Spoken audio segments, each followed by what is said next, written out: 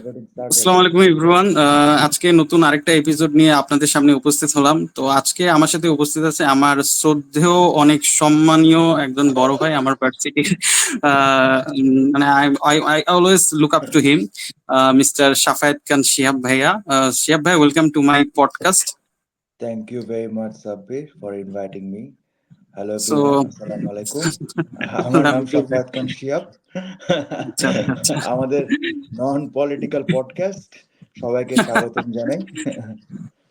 তো house life, মানে কেমন যাচ্ছে আপনার প্রবাস জীবন? প্রবাস জীবন নট ব্যাড, অ্যাকচুয়ালি ভালোই, খারাপ না, সব মিলে আলহামদুলিল্লাহ। তোর কি অবস্থা? তোর কেমন যাচ্ছে সবকিছু?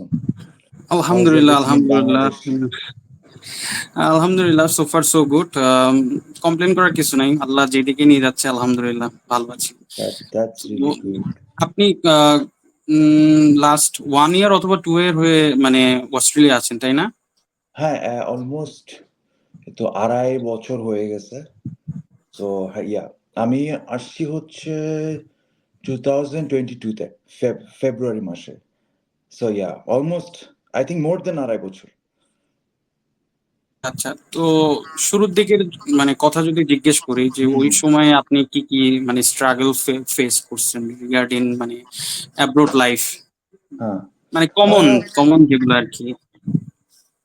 আই থিঙ্ক যেটা মনে হয় যে আসলে ফার্স্ট অফ অল, মানে আমি যদি আমার এক্সপেরিয়েন্স থেকে বলি, তাহলে অ্যাব্রোড লাইফটার ব্যাপারে মানে আমার যতটুকু আইডিয়া ছিল সবগুলো হচ্ছে আইদার হলিউড মুভিজ, নাহলে টিভি শোজ।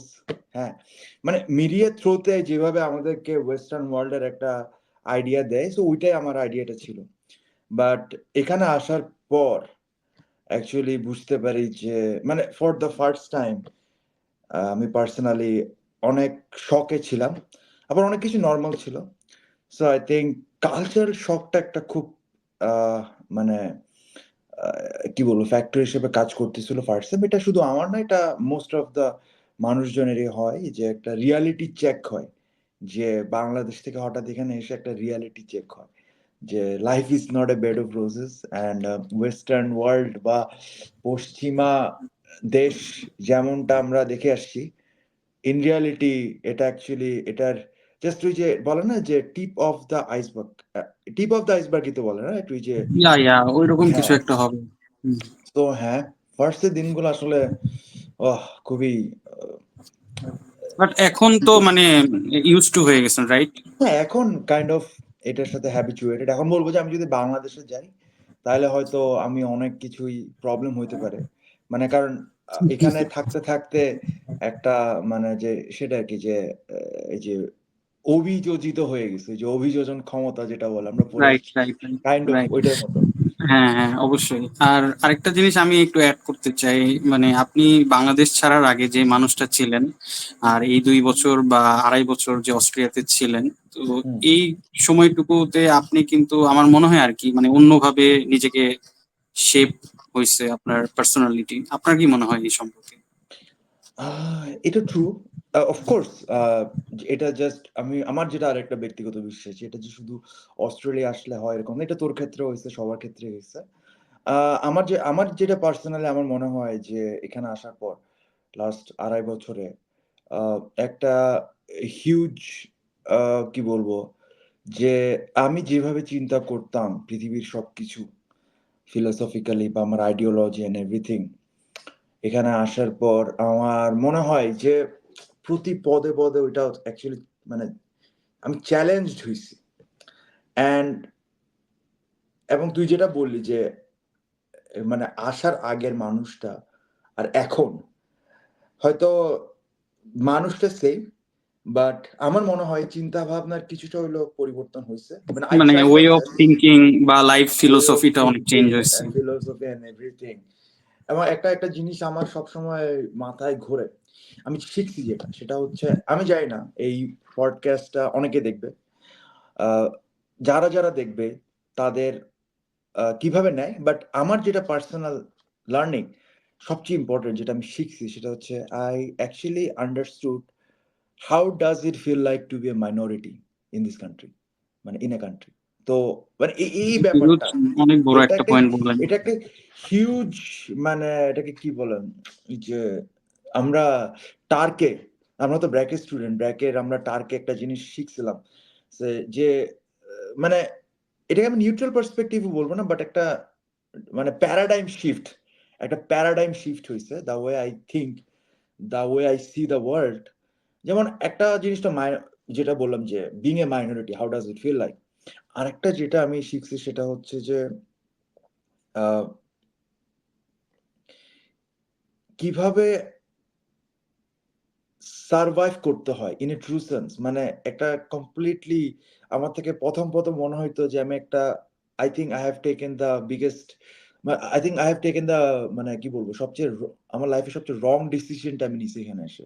আমি বাংলাদেশে থাকলে হয়তো বেটার হইতো, বাংলাদেশে থাকলে হয়তো আরো বেশি মানে আহ, আপনি বলতে চাচ্ছেন যে বিদেশে এসে রং ডিসিশন নিচ্ছেন, মানে বিদেশ হ্যাঁ ওটা যাওয়াটা? আমি চিন্তা করতাম, হ্যাঁ ফার্স্টে ফার্স্টে ও বিকজ আচ্ছা, চিন্তা করতেন মানে হ্যাঁ মানে এট দ্য ভেরি কারণ বিগিনিং। হ্যাঁ কারণ যখন মানে এটা নট জাস্ট মি, আমার মনে হয় এটা আমার সাথে আরো অনেকেই একমত হতে পারবে যে রাইট। বিশেষ করে পশ্চিমা দেশগুলো তো ওই যে যেটা হয় যে ওদেরটা তো অনেকটা ইন্ডিভিজুয়ালিস্টিক সোসাইটি, আমরা একটা খুব কালেকটিভ সোসাইটি থেকে আসছি। মানে আমাদের সোসাইটিটাতে অ্যাকচুয়ালি স্টেক হোল্ডার মানে সবকিছু, আমরা যখন কোনো ডিসিশন নিই, কিছু কাজ করি, সবকিছুতে না আমরা আসলে সবার থেকে একটা অ্যাপ্রুভাল সিকিং সিচুয়েশনে থাকি, রাইট? আমি কোনো কিছু করতেছি, সেটা হয়তো আমার প্যারেন্টস বা আমার ফ্রেন্ডস এন্ড এভরিওয়ান, মানে সোসাইটির সবার সোসাইটির একটা একটা অ্যাপ্রুভাল সে লাগবে। থাকে। হ্যাঁ, এইখানে দেখা গেছে আমি মোস্টলি যাদের সাথে মিশি তারা আমার থেকে বয়স অনেক ছোট, মোস্টলি দে আর জেনজি। আর হ্যাঁ, জেনজি হবে। তো এবং ওভারঅল যে অস্ট্রেলিয়ার যে কালচার সেটা আমার মনে হয়েছে অনেক ইন্ডিভিজুয়ালিস্টিক সোসাইটি, মানে নিজের মধ্যে সীমাবদ্ধ। তো যে দেখা যায় যে এখানে এসে উইদাউট ফ্যামিলিজ, এখানে আসার আগে অ্যাকচুয়ালি আমি কাউকে চিনতাম না। এন্ড আমাদের এখানে আমার এবং আমার ফ্রেন্ড আমার একসাথে আসছি, আমার ফ্রেন্ড সালমিন, আমরা একদম ছোটবেলার ফ্রেন্ড। মানে আমরা তোর হচ্ছে আহ, আমরা তখন ক্লাস 8-এ আমাদের চিরাং একটা স্কুল আছে, কলেজিয়েট স্কুল, মানে which is like Barishal, sorry, Bogura জিলা স্কুলের মতো। আই থিঙ্ক তুই বগুড়া জিলা স্কুলের স্টুডেন্ট না না ক্যান্টনমেন্টের না, স্টুডেন্ট? আমি ক্যান্টনমেন্টে ছিলাম ভাইয়া। ক্যান্টনমেন্টে। সো হুম হুম অনেকটা হুম বগুড়া জিলা স্কুলের মতো, মানে হুম আইকনিক হুম। একটা মানে গভর্নমেন্ট সরকারি স্কুল যেটা বলে। সো কলেজের স্কুলের কোচিং করার সময় তো আমার ওই ফ্রেন্ডের সাথে পরিচয়, ওই তখন থেকে আমরা এখনো আমরা ফ্রেন্ডস। তো বেসিক্যালি আমরা খুব একটা এটাকে কি বলে সাডেন ডিসিশনে অস্ট্রেলিয়াতে আসা, 2021 সালের ডিসেম্বর মাসে ডিসিশন নিয়ে আমরা চলে আসছি এখানে। তো আমরা এখানে অ্যাকচুয়ালি আমাদের কেউ নাই, আমাদের কোনো রিলেটিভস বা ফ্রেন্ডস এন্ড এভরিথিং একদম জিরো থেকে যেটাকে স্টার্ট করা বলে। তো হ্যাঁ, মানে আসলে ওইটাই যে এইভাবে একটা মানে দিন শেষে ধর তোর ক্লাস আছে, আর আমি তো আমার এই মাত্র তো শেষ হয়েছে, তো এখন আমার তো ক্লাস থাকে না। তো তুই ক্লাস করতেছিস, হ্যাঁ, দেন কাজে যাচ্ছিস। সো দেখা যায় যে সবকিছু শেষ করে যখন বাসায় আসিস কোনো একটা এরকম আহ, অপরাহ্নে, অপরাহ্ন মানে ওই যে ডাস্ক, না গোধূলি বলে এটাকে, গোধূলি, রাইট? গোধূলি লগ্নে একা একা বসে তুই তোর ফ্যামিলিকে মিস করতেছিস, হ্যাঁ, খুব ব্যাড বাস এটা লাগতেছে। আসলে আমার মনে হয় এটা যত এটা প্রবাসী আছে সবারই মানে এটা সেম হ্যাঁ, এই জিনিসটা সিচুয়েশন। সবাই ফেস করে, it's not hmm hmm just hmm me, hmm. সবাই। এন্ড এটা খুব খারাপ লাগে তখন। কিন্তু যখন ব্যস্ত থাকা হয়, কোনো কাজে ইনভলভ থাকা হয় বা কোনো সোশ্যালাইজ করা হয় মানুষজনের সাথে, কারণ এখানে প্রচুর মানুষের সাথে মিশছি, ডিফারেন্ট নেশন, ডিফারেন্ট রিলিজিয়ন্স, অনেক ভাষার ব্যাপারে জানছি যেটা আমি কখনো শুনিই নেই। জি জি জি জি। হ্যাঁ, বিশেষ আপনি সময় এখানে একটা মানে একটা জিনিস মেনশন করলেন, ওই ইয়েতে আমি একটা মানে কোশ্চেন আস্ক করতে চাই যে আপনি অফকোর্স নিজে অফকোর্স। হচ্ছে ফিল করছেন যে মাইনরিটির ব্যাপারটা তো এই তো পিছনে বিভিন্ন বইছি, ওই যে এগুলো পিছনে। ভাই মানে আমার বিভিন্ন হচ্ছে আমার পরিচিত বলেন, আমার ফেভারিট কিছু হচ্ছে মুভির পোস্টার গুলো আমি হচ্ছে ফ্রেম বানায় রাখছি। তো আমি যেটা বলতেছিলাম যে মাইনরিটির যে বিষয়টা, আরো তো হুম অনেক রিলিজিয়ন আছে এবং ওই রিলিজিয়ন দেখা গেছে আপনি বিভিন্ন জায়গায় গেছেন, ওই রিলিজিয়ন গুলার যে মানে অনুষ্ঠান ওগুলাতে আপনি হুম হুম। গেছেন এবং দেখছেন। তো এই অভিজ্ঞতা যদি একটু শেয়ার করতেন আমাদের সাথে যে আপনার কিরকম লার্নিংসটা হয়েছে ওইসব জায়গায় যে, এবং ওদের ধর্মা যে আদর্শ মানে ধর্মের যে আদর্শ, ওদের ধর্মের আদর্শটা আপনি কিভাবে দেখেন আর কি? এটা খুব একটা দারুণ কোয়েশ্চেন করছিস। আহ, এই জিনিসটা আসলে আমার ছোটবেলা থেকে এমন একটা মানে কৌতূহল কাজ করতো, কিউরিয়াসিটি কাজ করতো টুয়ার্ডস ডিফারেন্ট রিলিজিয়নস।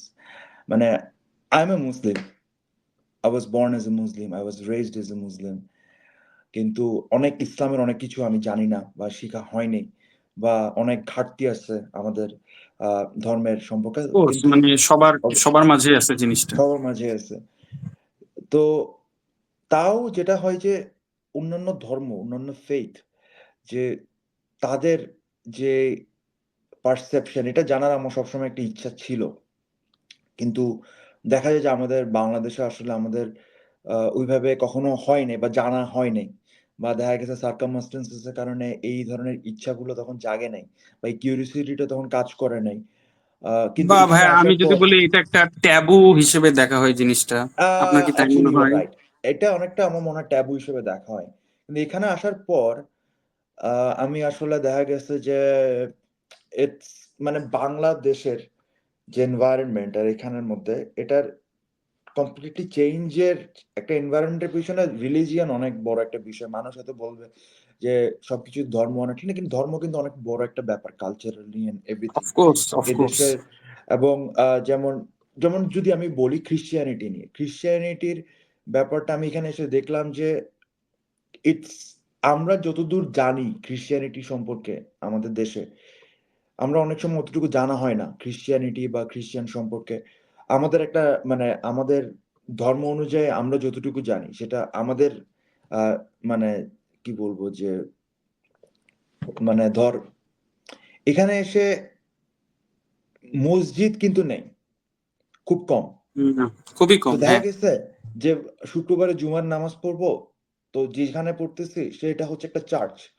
তো ওরা হচ্ছে চার্চটাকে ভাড়া নিছে, স্থানীয় আচ্ছা, কমিটি। চার্চ ভাড়া নিয়ে হচ্ছে শুক্রবারের হ্যাঁ, জুম্মার যেমন নামাজ আমরা পড়তে এখানে হয়। এপিং এ যেখানে নামাজ পড়ি, আমি এপিং হ্যাঁ। এ থাকি, সিডনিতে থাকি, নিউ সাউথ ওয়েলস আমাদের স্টেটের নাম। সো নিউ সাউথ ওয়েলস এর একটা ছোট সাবআর্ব, বা আমাদের দেশে এটা হয়তো তুই থানা বলতে পারিস, থানা বা উপজেলার মতো সাবআর্ব কথাটা।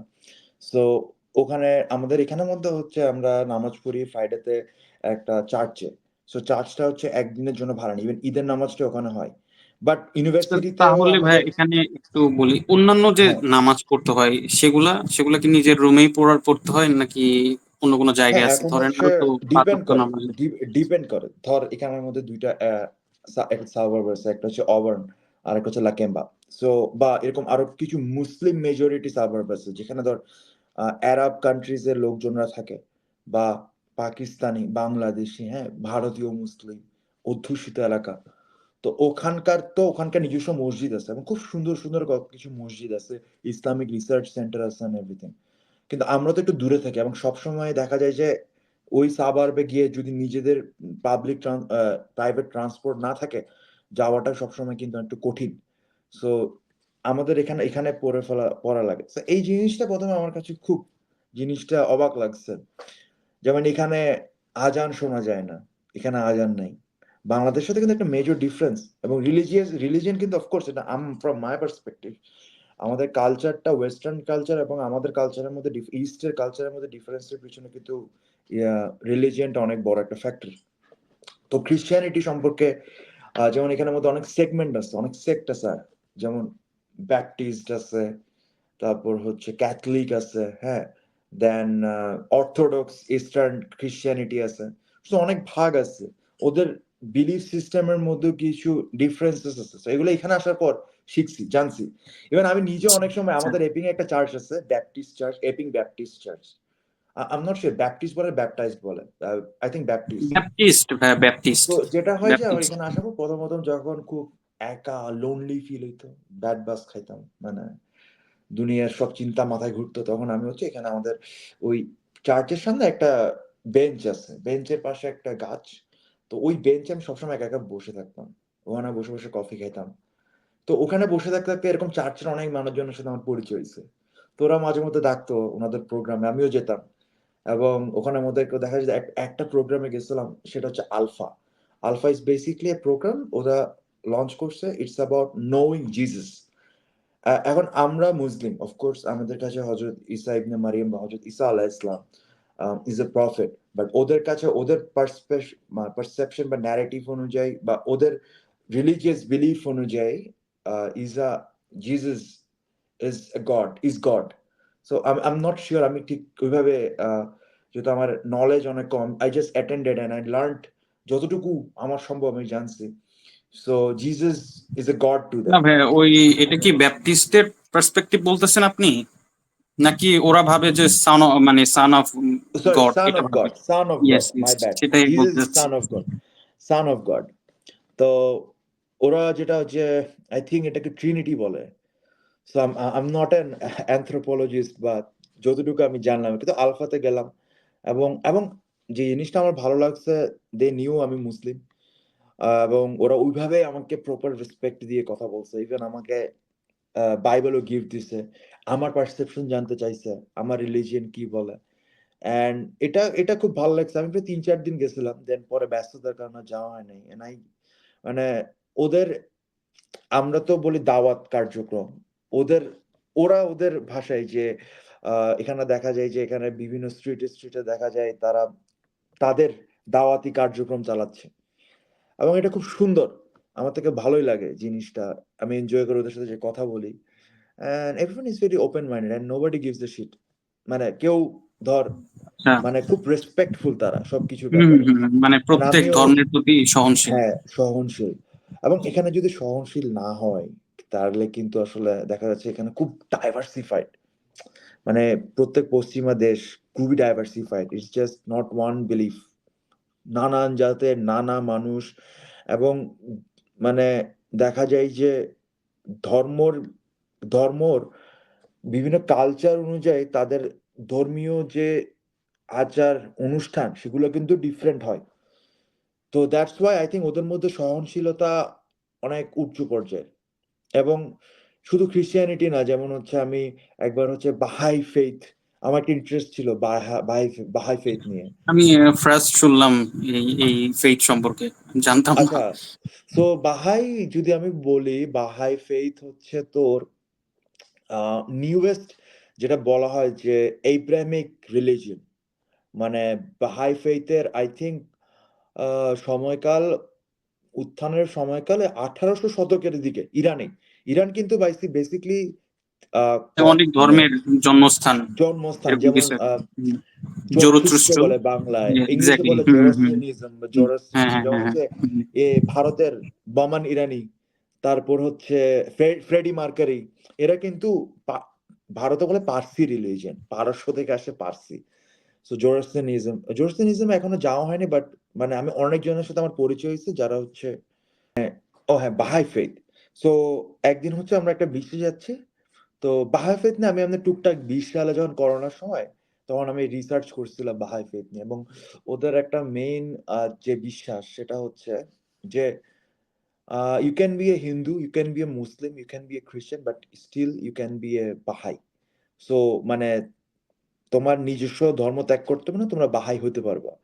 এবং বাহাই মানে রিলিজিয়নে ইটস নট নেসেসারি যে এই, এটা কোনো ধর্ম না, এটা যে একটা বিশ্বাস, রাইট? এরকম কিছু একটা। ইট ইজ এ রিলিজিয়ন, এটাই একটা রিলিজিয়ন। এবং ওদের প্রফেট আছে, যে বাহাই, উনিও একজন প্রফেট।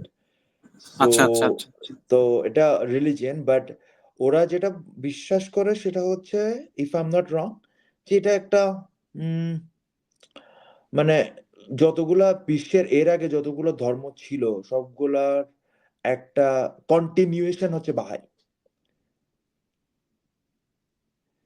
আপনি বলতে চাচ্ছেন যে সব ধর্মের একটা এসেন্স নিয়েই এই ধর্ম, এরকম কিছু একটা? এইরকম, হ্যাঁ, মানে আমার যতটুকু, মানে আমার ছোট দিমাগ বা আমার ছোট ব্রেইন যতটুকু ক্যাপচার করছে সেটা হচ্ছে যে ওদের ওখানে আমি যখন গেলাম, সো পরিচয়টা কিভাবে, আমি তো জানতাম বাহাই ফেথ নিয়ে, বাহাই হচ্ছে একটা ধর্ম, এবং আমাদের বাংলাদেশেও বাহাই ফেথের অনেকেই ফলোয়ার্স আছেন। এবং বাহাই ফেথে যেমন হচ্ছে ওরা বলে আল্লাহু আব্বা, আমরা বলি আল্লাহু আকবর, ওরা বলে আল্লাহু আব্বা। তো এবং ওদের অনেক কিছুই আমাদের ইসলাম, এবং আম যেহেতু এটা পারস্য থেকে আসছে, পার্সিয়ান ল্যাঙ্গুয়েজের একটা আ আছে অনেক ইনফ্লুয়েন্স আছে। সো যার ইনফ্লুয়েন্স কারণে, এবং আছে। পার্সিয়ান এবং অ্যারাবিক ল্যাঙ্গুয়েজ কিন্তু অনেকটা কাছাকাছি, মানে অনেক কিছু মানে মিল এটা কি পাওয়া যায়। সেমিটিক ল্যাঙ্গুয়েজ ভাই? সেমিটিক না, বলা না, যায় Persian, I পার্সিয়ানকে? think Persian is not a Semitic language. Semitic language, I think আচ্ছা, আচ্ছা। Hebrew, Arabic, Aramaic. অ্যারামাইক ছিল ঈসা আলাইহিস সালামের মাতৃভাষা। অ্যারামাইক, হিব্রু, দেন আরো কয়েকটা ছোট, ছোট ল্যাঙ্গুয়েজ আছে যারা সেমিটিক ল্যাঙ্গুয়েজের মধ্যে পড়ে, ডিফারেন্ট ডায়ালেক্টও হইতে পারে। তো যেটা বলতেছিলাম বাহাই। তো ওরা যেটা বিশ্বাস করে সেটা এবং ওরা কিন্তু monotheistic religion by the way. That's why ওরা বলে যে এটা একটা continuation of Abrahamic faith. And ওদের ওখানের মধ্যে আমি দেখছি যে even I think Moses, Abraham, Jesus, হযরত মুহাম্মদ সাল্লাল্লাহু আলাইহি ওয়াসাল্লাম সবারই নাম ছিল ওখানে। ওরা মানে যেটা ওদের ধর্মের সৌন্দর্য সেটা হচ্ছে যে ওরা সবাইকেই ইনভাইট করে এবং আমি ওখানে যেয়ে বলছি যেটা বলতেছিলাম যে বিদেশে যাচ্ছিলাম তো হঠাৎ করে দেখি যে টেম্পলটা সাদা, আমি তোকে ছবি পাঠাবো। তো এটা দেখার পর আমি বলছি এটা মনে হয় বাহাই মানে রিলিজিয়নের। তো গাড়ি চালাচ্ছিল আমার এক বড় ভাই। তো উনাকে জিজ্ঞেস করলাম যে, "ভাইয়া এই এলাকায় কি অনেক পার্সিয়ানস থাকে? মানে ইরানি?" এবং অস্ট্রেলিয়াতে কিন্তু প্রচুর ইরানি থাকে, প্রচুর পার্সিয়ান থাকে, প্রচুর। তো বলছে, "হ্যাঁ।" বলছে, তাহলে এটা বাহাই টেম্পল হবে।" তো গাড়ি উনাকে ওখানে পার্ক করলো। তো আমি গেলাম ভিতরের মধ্যে একজন ছিল, উনার সাথে কথা বললাম। তো আমি বললাম যে, "আমি বাংলাদেশ থেকে আসছি and I'm telling you that I'm a Muslim, but I have মানে interest in your religion and suddenly আমি তোমাদের টেম্পলটা দেখলাম।" তো আসলাম। উনি খুব আমাকে নিয়ে ওখানের মধ্যে মিউজিয়াম টাইপের ছিল। ঘুরা দেখালো, এক্সপ্লেইন করলো। হ্যাঁ, তারপরে একটা ওনাদের দিল, একটা বুক দিল। অ্যান্ড তো ওরা বলতেছিল অনেক কথা এবং the guy who was telling me উনি নিজে কোরআন পড়ছে। উনি নিজে বাইবেল পড়ছে। ওল্ড টেস্টামেন্ট মানে ওল্ড টেস্টামেন্ট, নিউ টেস্টামেন্ট ২ টাই পড়ছে। তো he is a very knowledgeable guy and he is from Iran. তো পার্সিয়ানদের এই জিনিসটা আমার থেকে খুব ভালো লাগছে যে তাদের কন্ট্রিবিউশন টু ডিফারেন্ট রিলিজিয়নস। মানে ইসলাম তো অফকোর্স আমাদের ইসলামের একটা মানে স্বর্ণ যুগের একটা বিশাল কন্ট্রিবিউশন পার্সিয়া থেকে আসছে। And not only Islam, pre-Islamic period is Zoroastrianism. হ্যাঁ, আই গেস মানে আব্বাসীয় যে শাসন আমল ওটা কি পার্সিয়ান শাসন আমলে ছিল? মানে ওই এলাকায় ছিল? আপনার কি মনে হয়? আব্বাসীয় শাসন আমল ওটা কিন্তু ইরাক মানে ছিল ইসলামের না? একটা ইরাক ছিল না? আমি বাগদাদ। মনে করতে পারতেছি না exact. Maybe, Maybe Baghdad settle maybe, ছিল। Maybe. Hmm, So hmm, hmm. I'm not sure, but হ্যাঁ। And এই তো বাহাই আরো অনেক রিলিজিয়নস মানে হ্যাঁ, একটু জানলাম। মানে জরথরুস্ট যে রিলিজন ওটা নিয়ে একটু বলতে চাচ্ছিলেন, তো ওইটা একটু বলেন। জরথরুস্ট ওইটা নিয়ে যদি মানে কোনো জরথ্রুস্ট্রে মেমোরিজ আমার থাকে। মাথায় এখন যেটা আছে বা আমি আজকেই ওদের একটা ফ্রেন্ডশিপ ডে ছিল। আমি ঠিক এক্সাক্ট নামটা মনে নেই, বাট আমি ওদেরকে মেইল করছিলাম আমি আসবো কিনা। তো ওরা বলছে, "হ্যাঁ, of course you can come, you can join us." কারণ পারমিশন নিতে হয় because it's a different of course, community. Of course, তো অফকোর্স। ওরা বলছে, "of course you can come." But পরে আর যাওয়া হয়নি, অনেক দূরে। পরে আর যাওয়া হয় নাই। But I am planning to visit ওদেরকে because Zoroastrianism is one of the oldest monotheistic religions in the right, world. Right, right, right. But আমি যতদূর জানি একটা প্রফেসর সরি প্রফেট জোরস্টার এবং ওনাদের গডকে বলা হয় Ahura Mazda. Even Mazda company, Mazda গাড়ির কোম্পানি আছে না, ইয়া, মাজদার ইয়া, মানে লোগোটা যে এক্সাক্ট ছিল টেকেন লোগোটা from Ahura exactly, Mazda. Exactly, exactly, ঠিক আছে? এক্স্যাক্টলি। যদিও আমার ইন ডিটেইলস মানে আমি তো আচ্ছা, সমস্যা নেই আহ, ভাইয়া। মানে ও ধর্মের ব্যাপারে মানে আমার জাস্ট ইন্টারেস্ট আছে, আই লাভ না, না, না, কয়েকদিন আগে ওই যে আইডিয়া, শিয়ার একটা আইডিয়া। বড় ভাই আছে পাকিস্তানি, ভাইয়া ইনভাইট করছিল ওনাদের শিয়ার একটা প্রোগ্রামে। আমি কখনো শিয়ার প্রোগ্রামে যাইনি, this was the first time I been there and yeah খুব ইন্টারেস্টিং ছিল।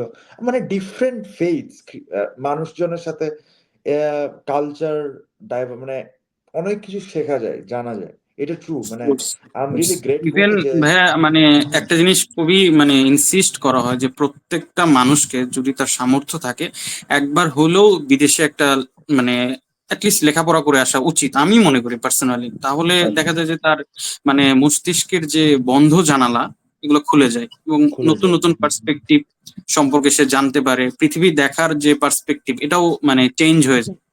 তো True, ভাইয়া true. আরেকটা জিনিস একটু মানে আপনাকে আস্ক করতে চাই, আপনি যেহেতু অনেকদিন ধরেই আছেন অস্ট্রেলিয়াতে, টিল নাও অস্ট্রেলিয়ার একটা বেস্ট মেমোরি এবং একটা ওর্স্ট মেমোরি, এটা একটু আমাদের সাথে শেয়ার করেন।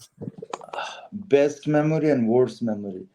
আমি ওয়ার্স্ট মেমোরিটা আগে বলি। আই থিংক ওয়ার্স্ট মেমোরি আসলে একটা না, অনেক। এবং দেখা যায় যে ওয়ার্স্ট মেমোরিটা ঘুরে ফিরে সেম। আসলে অনেক চ্যালেঞ্জেস এর মধ্যে দিয়ে গেছে অস্ট্রেলিয়া লাইফটা। সো যেমন একটা ওয়ার্স্ট মেমোরি যদি আমি বলি আমার ক্ষেত্রে, তখন আমি হচ্ছে 2023 এর জানুয়ারি লাস্টে বাংলাদেশ আসি ১ মাসের জন্য। সো মানে যাওয়ার ১ বছর পর প্রথমবারের মতো বাংলাদেশ স্বদেশ প্রত্যাবর্তন। জানুয়ারি মাসে। This the right term in this situation. আচ্ছা, যাই হোক, আমার কোনো একটা বড় নেতার কথা মনে পড়ে গেছে। তো আচ্ছা, আমাদের তো নন পলিটিক্যাল পডকাস্ট, পলিটিক্যাল কথা না বলি। তো হ্যাঁ, তো এক্স্যাক্টলি। তখন গেলাম, তো বাংলাদেশ থেকে এসে আসলাম, আসার ৩-৪ দিন পর হঠাৎ করে আমাদের ল্যান্ডলর্ড মেসেজ দিছে যে, "আই এম সো সরি যে তোমাদেরকে বাসাটা ছেড়ে দিতে হবে। অস্ট্রেলিয়া উইদিন ভাষা। 14 ডেজ, উইদিন 2 উইকস বাসা ছেড়ে দিতে আচ্ছা হবে।" আচ্ছা আচ্ছা আচ্ছা, মানে আপনি ওই সময় আপনি বাংলাদেশে ছিলেন, হ্যাঁ। আপনার সাথে যারা ছিল ওরাও না, আমি কি বাংলাদেশ বাংলাদেশে থেকে, ছিল? না, আমি একাই ছিলাম। বাংলাদেশ থেকে মাত্র আসছি। ও বাংলাদেশ থেকে আচ্ছা আচ্ছা, ঘুরে টুরে জাস্ট অস্ট্রেলিয়াতে রাইট। আসছি। হুম। আমার সেমেস্টার স্টার্ট হইছে, তখন আমি 3rd সেমেস্টার মাত্র স্টার্ট হইছে। আমি, আমার ফ্রেন্ড, আমাদের আরেকটা কোরিয়ান ফ্রেন্ড, তো আমরা ৩ জন থাকতাম ওই ফ্ল্যাটে। এন্ড দেন হঠাৎ করে বলে যে বাসা ছেড়ে দিতে হবে। এই যে আরে আজিব! এখন বাসা মানে এখন আমাদের এখানে কিন্তু অনেক রুলস অ্যান্ড এবং ওই টাইমটাতে অস্ট্রেলিয়ার ইতিহাসে সবচেয়ে মানে হাউজিং ক্রাইসিস চলতেছিল লিটারেলি পুরো অস্ট্রেলিয়াতে। এবং তখন এমন একটা টাইম যখন নতুন স্টুডেন্টসরা আসছে, they are also looking for houses, এবং আমাদের এখন বাসাটা ছেড়ে দিতে হচ্ছে। তো এমনে নাই ভাই, সত্যি কথা বলতে পকেটে নাই টাকা। ঠিক আছে? পকেটে একদম টাকা নাই, কিচ্ছু নাই। সো মানে এই একটা পজিশনে মাত্র ক্লাস, আমি অলরেডি আসলাম, আমার 1 উইকের ক্লাস আমি মিস করছি। ঠিক আছে? এখন আমি, আরে ওই টাইমটা, এন্ড তখন মাত্র রোজা স্টার্ট হইছে। মানে ওইটাই ছিল আমার মনে হয় অস্ট্রেলিয়া লাইফে আমার সবচেয়ে স্ট্রেসফুল সিচুয়েশন। যে পকেটে না একটা মানে যা সেভিংস আছে সবগুলা নতুন বাসায় ওঠার জন্য দিয়ে দেওয়া। ইভেন আমাদের আগের বাসায় যে বন্ড ছিল ওই টাকাটা পর্যন্ত আমাদেরকে দেওয়া হয়নি। যাই হোক, ওইটার স্টোরিটা আজকে না বলি। তো এরকম আচ্ছা একটা তাহলে সিচুয়েশন বেস্টটা আছে। বলেন এখন। মানে তো মানে তখন মনে হইছে যে ভাই আমরা যদি মানে, আর তখন বাকি ছিল ৪ দিন। তখনও বাসা ম্যানেজ হয় নাই। তখন মনে হচ্ছিল যে ভাই কই যাবো ভাই? মানে কি করব? হোমলেস হয়ে যেতে হবে? অস্ট্রেলিয়াতে কিন্তু প্রচুর হোমলেস থাকে। মানে এত এক্সপেনসিভ সিডনিতে। সবচেয়ে বেশি হচ্ছে তখন আমরা তো স্টুডেন্ট। আমাদের তো মানে ইনকাম এতটা হাই না। তো অনেকে না বাসা দিতে চাচ্ছিল না। আমরা লিজের জন্য এপ্লাই করতে হয়। সো অনেকে বাসা দিতেও চাচ্ছিল না। আমরা অনেক জায়গায় এপ্লাই করছি, রিজেক্টেড। মানে এমন একটা অবস্থা। বাট আলহামদুলিল্লাহ পরে বাসা পাই। এর পরেতে যেটা হয় ওই বাসাটাও আবার ঠিক ৭ মাস পর ওই বাসাটাও মানে সেল হয়ে যায়। অ্যান্ড দেন আমাদেরকে বাসাটাও ছেড়ে দিতে হয়। মানে এভাবেই মানে ফ্লোটিং এর মতো অবস্থা। সো সারাদিন মানে ক্লাস করে এসে প্রেশার নিয়ে আবার কাজও করতে হয়। তো এই তখন আমার মনে হয় এটা ভোটস একটা মেমোরি। অ্যান্ড তুই যদি আমাকে বেস্ট মেমোরি বলতে চাস, আমি হয়তো আমার ম্যাকওয়ারি ইউনিভার্সিটি লাইফে, আমি তো ওখানে master of marketing and master of media and communications ২ টা ডিগ্রিতে পড়ালেখা করছি। অনেক ভালো মেমোরিজ আছে। অনেক ভালো memories. And I am grateful to আল্লাহ।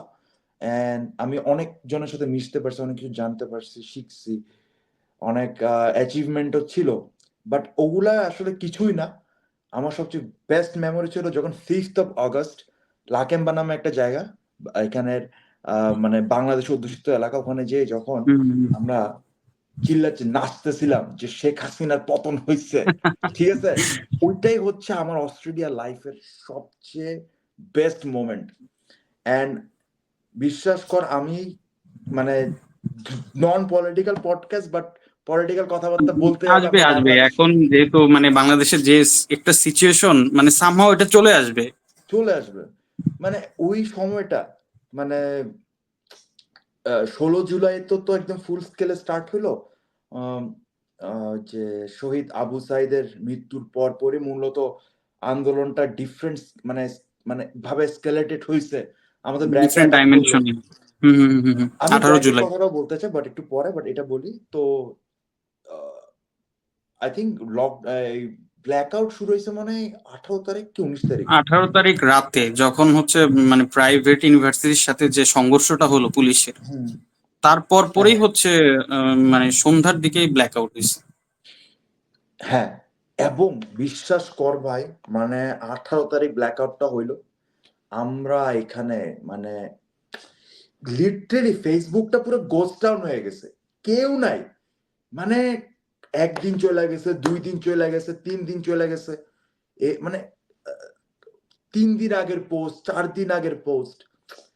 তারপর কথাও বলা যাইতেছে না এবং আশ্চর্যজনকভাবে ওই সময় আমার বাবার ফোনে কল যাচ্ছিল না, মার ফোনে কল যাচ্ছিল না। বাট সামহাউ তুই থাকস বগুড়া, তোর ফোনে কল ঢুকতেছে। একদম ক্লিয়ার শোনা যাচ্ছিল।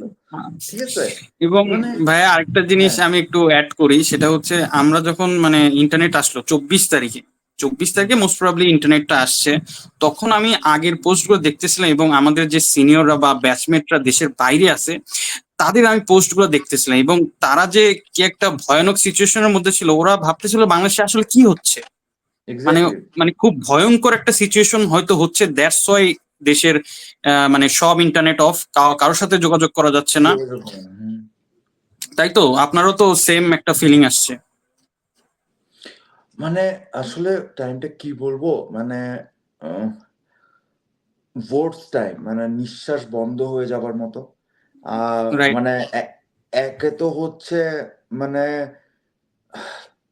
প্রপার তখন তো নিউজ মিডিয়া গুলো তো এত বায়াসড ছিল। প্রপার ইনফরমেশন কিন্তু পাওয়া যাচ্ছিল না। এবং আ যখন এই যে এসব ঘটনা যে ধর গুলি করতেছে, হেলিকপ্টার থেকে গুলি করে মানুষ মেরে ফেলতেছে। তো এরকম একটা রাইট। সময়ে আহ you can't reach out to your parents, you can't talk to your parents, তোমার ফ্যামিলি মেম্বার্সদের সাথে তোমার কোনো কনট্যাক্ট নাই 48 আওয়ার্স 72 আওয়ার্স। এটা খুব হরিবল সিচুয়েশন তখন। হ্যাঁ, আমার তো মানে যদি কম্পারিজন করি, এখন তো মনে হচ্ছে আপনার অস্ট্রেলিয়া লাইফের এই সিচুয়েশনটা অনেক কোর্স ছিল। এখন তাই মনে হচ্ছে আপনার কথা শুনে, যখন কারোর সাথে যোগাযোগ করতে পারতেছেন না। ভাই আমি একটা কথা বলি, সিম্পল একটা কথা বলি।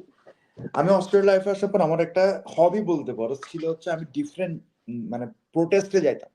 ধর আমি হচ্ছে যখন ইরানের মধ্যে ওই যে মাহসা আমিনির মৃত্যু হয়েছে, তখন পার্সিয়ান একটা বিশাল প্রোটেস্ট করছিল এবং টানা প্রোটেস্ট করতো। এবং আমি ওই মানে প্রোটেস্টে পুলিশের সবসময় নিরাপত্তায় হ্যাঁ, যে মৃত্যুটা হ্যাঁ, হইলো। হ্যাঁ, হ্যাঁ, হুম। হ্যাঁ, এক্সাক্টলি। ওই সময় আমি কিন্তু মানে ওদের সাথে ছিলাম। আর যেহেতু আমার মানে পড়ালেখাটা ছিল জার্নালিজম বেসড। যদিও আমি বিবিএ স্টুডেন্ট ছিলাম, বিজনেস অ্যাডমিনিস্ট্রেশন, বাট পরে সামহাউ মানে আমার আ ইন্টারেস্ট যেহেতু ওই জায়গায় ছিল মিডিয়া এন্ড কমিউনিকেশন এ পড়ালেখা করছি। তো এইসবের প্রতি আমার অনেক ইন্টারেস্ট ছিল বা রিসার্চ করতাম। তো আমি কিন্তু ইরানের সময় ছিলাম। প্যালেস্টাইনের জন্য ইভেন এই আমাদের ৬ তারিখ একটা প্যালেস্টাইন অ্যাকশন গ্রুপ সিডনির একটা ইভেন্ট আছে। মানে প্যালেস্টাইনের পক্ষে এখানকার ইউনিভার্সিটি স্টুডেন্ট সবাই প্রোটেস্ট করবে। তো এইসব প্রোটেস্টে যাইতাম। ইভেন পাকিস্তানে যখন ইমরান খানকে জেলে ঢুকানো হলো, এখানে অবার্নে একটা প্রোটেস্ট হয়েছিল পাকিস্তানে। আমি ওটাতেও গেছি। আমি জীবনও চিন্তা করি নাই যে এই দেশে এসে আমাকে আমার দেশের স্বৈরাচারের বিরুদ্ধে প্রতিবাদ করতে হবে। এখানে আমাকে আমার দেশের জন্য প্রোটেস্ট করতে হবে। মানে এই জিনিসটা মানে আমি কখনো না ভাবি নাই। মানে আমি ওদের প্রোটেস্টে যাইতাম। আমি কখনো জিনিসটা ফিল মানে ঠিক আছে, I could feel of course, কিন্তু তখনও আমাদের দেশে মানে অফ কোর্স স্বৈরাচার তো ১৫ বছর ধরেই ছিল। এবং ১৮-১৪ ইলেকশনের পরে তো আ এই গভর্নমেন্টটা ইল্লিগালি গভর্নমেন্ট। ঠিক আছে? তো কিন্তু রাইট। দেখা যায় যে তারা তখনও কিন্তু গুপ্ত হত্যার মধ্যে ছিল। লার্জ স্কেলে এইভাবে মানুষকে মেরে ফেলা তখনও কিন্তু তারা শুরু করে নাই। বা আমরা ১৮ সালের আ দেখছি একটা তখন একটা নিরাপদ সড়ক আন্দোলন, আমরা তো ওখানে ছিলাম। আপনার তো জি, আপনারা তো ওই সময় খুব মানে ইনভলভ ছিলেন হ্যাঁ, ওই 18-র সময় ইনভলভ আন্দোলনে। ছিলাম। হুম, হুম। কিন্তু মানে তখনও এটা ওই এই স্কেল পর্যন্ত যায় নাই। ঠিক আছে? মানে যেখানে আসলে এই যুদ্ধটা যেটা ছিল ছাত্র জনতা এবং সরকারের বিরুদ্ধে, এটা কিন্তু ভাই আমার মনে হয় আ শুধুমাত্র যে সরকার বিরোধী বা স্বৈরাচার বিরোধী আন্দোলন ছিল তা নয়, শুধু তা নয়, এটা এই যুদ্ধটা বেসিক্যালি ছিল ন্যায় এবং অন্যায়ের বিরুদ্ধে, সত্য এবং মিথ্যার এক্স্যাক্টলি, মধ্যে, এক্স্যাক্টলি, ঠিক আছে? এক্স্যাক্টলি। মানে ট্রুথ এবং ফলস, মানে জাস্টিস এবং ইনজাস্টিস, মানে এই যে একটা মানে মাঝখানে যে একটা দেয়াল, নো ইন বিটুইন, তুমি এখানের মধ্যে মধ্যম পন্থা বলতে কিছু নেই। তুমি এখানে কোনো ডিপ্লোম্যাটিক হতে পারবা না, তোমাকে আইদার সত্যের পক্ষে থাকতে হবে, নাহলে মিথ্যার পক্ষে থাকতে হবে, ন্যায় কিংবা অন্যায়। এবং ওখানে কিন্তু একটা সাধারণ মানুষ তোমার মানে তুই যদি তোর মধ্যে সামান্যটুকু মনুষ্যত্ব বোধ থাকে, তুই যত বড় আওয়ামী লীগ সাপোর্টার হোক না কেন, তুই কিন্তু এটাকে সাপোর্ট করতে পারিস না, এক্স্যাক্টলি ঠিক ভাইয়া, আছে? মানে আমিও মানে অনেক মানে আওয়ামী লীগ যারা সাপোর্টার, ওরাও দেখা গেছে যে একটা সময় পর মানে ছাত্র জনতার পক্ষে ছিল। পক্ষে ছিল অফকোর্স। এবং আহ, মানে আমি আসলে কি বলবো, মানে আমি কখনো চিন্তা করি নাই যে আমাকে একে তো মানে গিল্ট কাজ করতেছিল প্রচুর, কারণ দেশে নাই। হ্যাঁ, আপনি আপনি দেশ ওই সময় একটা স্ট্যাটাসও দিছিলেন, মানে আমি খেয়াল করেছি যে এই বিদেশের এই লাক্সারির চেয়ে আমার যদি রাস্তায় যদি এখন আমি আন্দোলন করতে পারতাম বা ওখানে যে শহীদ হতে পারতাম, এরকম কিছু একটা আমার যতদূর মনে পড়ে আর কি, তাহলে আমি মানে অনেক মানে ভালো থাকতাম, ওটা এরকম কিছু হচ্ছে একটা। ইমোশনাল স্ট্যাটাস, স্বাভাবিক ভাইয়া জিনিস মানে এখানে ইটস আসলে। অল অ্যাবাউট ইমোশন ভাইয়া, মানে মানে কষ্ট আমি কষ্ট কিন্তু কষ্ট, মানে এই কষ্টই তো। ইভেন জিনিসগুলো। আপনি দেখেন, আমরা সারা জীবন ধরে এই যে প্যালেস্তাইনের যে ওদের স্বাধীনতা বা যাই হোক যারা এই স্বাধীনতার জন্য যুদ্ধ করতেছে, হুম, আমরা জিনিসটা খুব লাইটলি নিছি, বাট আমাদের নিজেদের জন্য যখন আসছে, নিজেদের ক্ষেত্রে যখন আসছে, আমরা তখন ওই হুম, ভ্যালুটা বুঝতে পারছি কিন্তু যে ভ্যালুটা মানে বুঝতে পারছি exactly। ফ্রিডমের যে মানে কি পরিমাণ ভ্যালু। এবং আমার তো মনে হয়েছে যে আমি ওই লাস্ট কয়েকদিন, আগস্টে লাস্ট কয়েকদিন মানে বেশি রিয়েলাইজ করতে পারছি যে how much I love my country. True true ঠিক ট্রু আছে। এক্স্যাক্টলি। অ্যান্ড তখন তো মানে কি বলবো, মানে ওই যে গ্রামে বা আহ, আমরা বলি না যে আমাদের আঞ্চলিক ভাষায় যে পাগলা কুত্তার মতো হয়ে যাওয়া, আমার অবস্থা তখন ঠিক সেমই ছিল। মানে আমি এখন দেশেও যাইতে পারতেছি না, আটকায় আছে, মনে হইতেছে আচ্ছা এই আন্দোলন এইভাবে যদি চলতে থাকে এবং দেশ যদি স্বাধীন না হয়, আমাদেরকে তো সারা জীবন এই দেশেই পরদেশে থাকতে হবে, রেফিউজি এক্স্যাক্টলি, মানে ভিসার জন্য গৃহযুদ্ধ অ্যাপ্লাই হতে করতে পারতো, হবে। গৃহযুদ্ধ হতে পারতো, এটা সিভিল গৃহযুদ্ধ ওয়ার। হইতে পারতো। এন্ড একবার যদি গৃহযুদ্ধ লাগে, তাইলে তো মানে আসলে বাংলাদেশ আর কখনো যাওয়াই হবে না। মানে তুই যত যাই বল, সেটা আমার আমার পার্সোনাল মানে এক্স্যাক্টলি ভাইয়া, ভিউ এক্স্যাক্টলি পয়েন্ট, আপনি এটা ভালো আমার ফিল পার্সোনাল করতে ভিউ পারবেন। পয়েন্ট। হ্যাঁ, সেটা হম হম। হচ্ছে ভাই আমি এই দেশে মরতে চাই না। আমার নিজ দেশ আছে, আমি আমার নিজ দেশে মরতে চাই, ঠিক আছে? তো এবং সবচেয়ে যে জিনিসটা গিল্ট, যেটা বললাম বারবার, যে এই যে বাচ্চাগুলাকে মেরে ফেলতেছে নিজের জন্য, তারা যে এগুলো সব 18 থেকে 24 বছর বয়সী বাচ্চা কাচ্চা পোলাপান, 17 16, হ্যাঁ, কলেজে পড়ে। ইভেন আমরা কিন্তু জেনজি আর নিরাপদ কি, মানে সড়ক আন্দোলনে ম্যাক্সিমাম দেখছি। টিনেজার বা টিনেজারের চেয়ে একটু বেশি। হুম। এক্স্যাক্টলি। নিরাপদ সড়ক আন্দোলনটা কি ছিল? স্কুলের বাচ্চারা শুরু করছে, কলেজের বাচ্চারা শুরু করছে, স্টুডেন্টরা শুরু করছে, দেন আমরা যারা প্রাইভেট ইউনিভার্সিটি, তখন আমরা অ্যালাইন হয়েছি, ঠিক আছে? BRAC, east West, north south.